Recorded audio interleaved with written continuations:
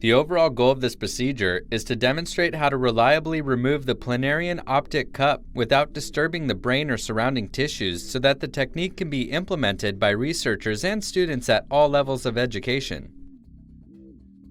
This method can help answer key questions in the regenerative field, such as determining the mechanisms that regulate endogenous eye stem cell maintenance and differentiation in vivo.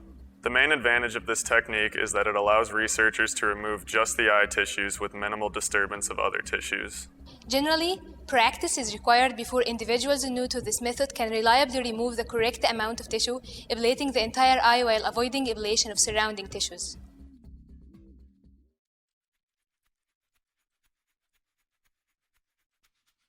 To begin, select worms that have not been fed for at least 1 week and are at least 5 to 7 millimeters long. Transfer 15 to 30 worms to a 100 millimeter petri dish 2/3 full of worm water and immediately replace the cover.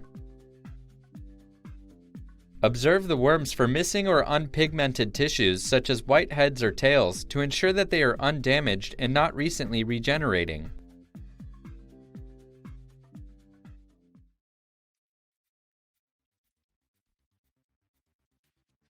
First, wipe the workspace and dissecting microscope base with a 70% ethanol solution and let it dry completely.